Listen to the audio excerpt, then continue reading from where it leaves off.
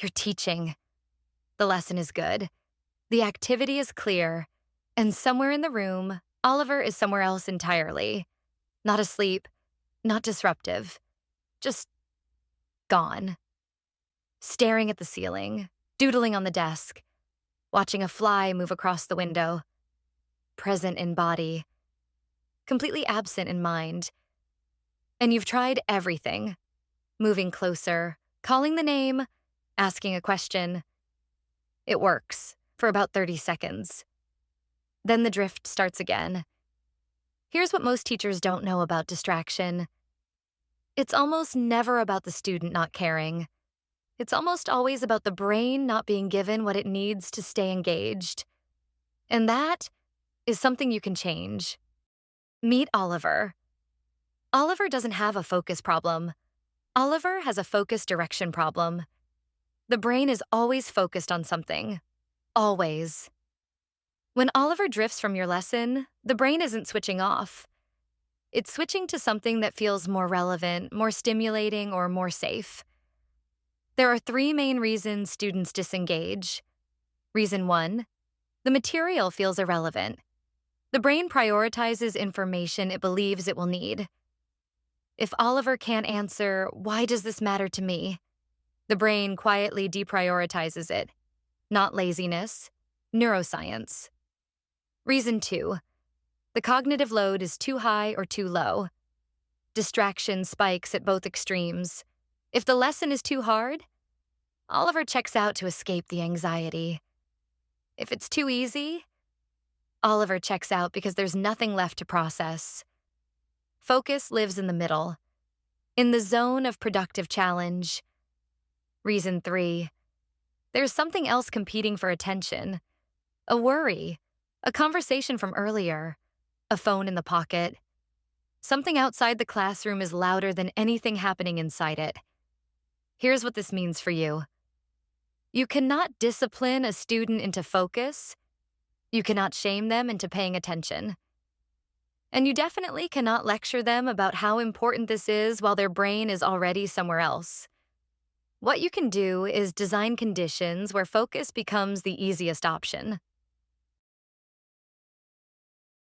Here's the core mindset shift. Stop competing with distraction. Start designing against it. You will never out-interesting a phone. You will never out-stimulate social anxiety or hunger or exhaustion.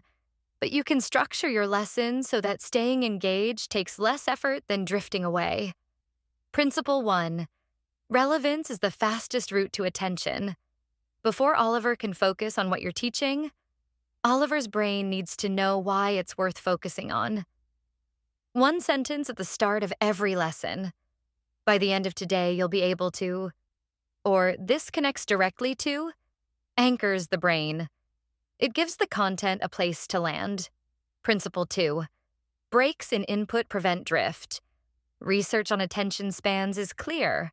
Sustained focus on a single input maxes out at roughly 10 to 15 minutes. After that, the brain is not choosing to drift. It's wired to. Build transitions, tasks, and shifts into your lesson. Not because students are weak, because human brains are human. Principle 3. Involvement beats observation. The brain stays focused on things it's doing, far more than things it's just watching. The more Oliver is producing, deciding, moving, or responding, the less bandwidth there is for drifting. Passive learning is a focus tax. Active learning pays it back. 5 strategies, ready to use this week. Strategy 1. The 2-minute anchor. Start every lesson with a 2-minute activity that requires Oliver to produce something, not just receive. A question on the board to answer in writing. A prediction about what the lesson will cover. A quick sketch. A ranking. A true or false. The brain that arrives at your lesson is still warming up. This gives it something to engage with immediately, before the drift window even opens. Strategy 2. The 10-minute pivot. Every 10 minutes. Switch something. Input to output. Individual to pair. Listening to doing. standing to sitting, reading to speaking. You don't need to change the topic. You just need to change the mode of engagement. Each transition resets the attention clock. Oliver drifted? The transition brings her back. No call out needed. No interruption of anyone else's focus. Strategy 3. Proximity without confrontation. When Oliver starts to drift, don't call it out from across the room. Move closer. Continue teaching. Stand near his desk. Physical proximity naturally increases alertness. Oliver comes back without ever being singled out. The rest of the class never even notices. Proximity is the quietest, most effective intervention in your toolkit. Use it constantly. Strategy 4. Give Oliver a specific job. Before an activity, pull Oliver aside for 10 seconds. I want you to be the one who summarizes this for the class at the end. You're listening for the 3 main ideas today. We'll need those later. You've given the brain a target. Now Oliver isn't listening passively. He's listening to find something. That shift from passive to purposeful is everything. Strategy 5. The physical reset. When the whole class is drifting and you can feel it, stop. Don't push through. Stand up. Stretch.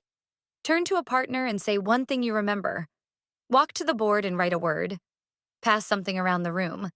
Movement increases blood flow to the prefrontal cortex, the exact part of the brain responsible for attention and focus. 30 seconds of movement buys you another 10 minutes of engagement. That's a trait any teacher should take.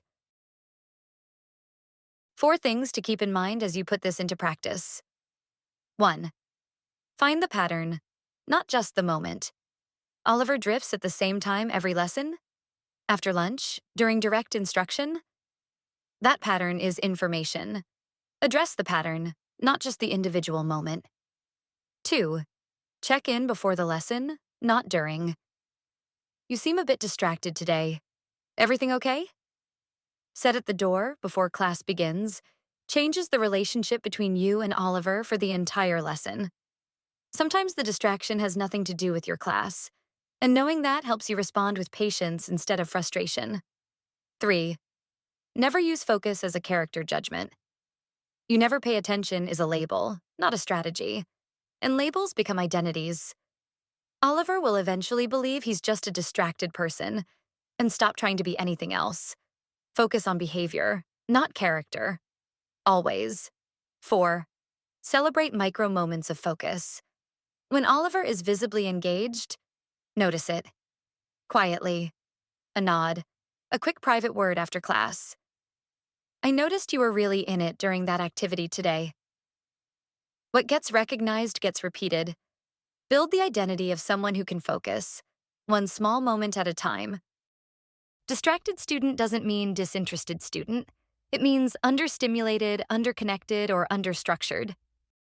All of those you can design around. If you have an Oliver in your class right now, drop a comment. Which strategy are you trying first? And for the full picture, Leo, Toby, Susie, Alex, and Oliver are often sitting in the same room. I'll link the full series right here. Subscribe for a new episode every week. Classroom Psychology. Because understanding your students is always the first step to teaching them better.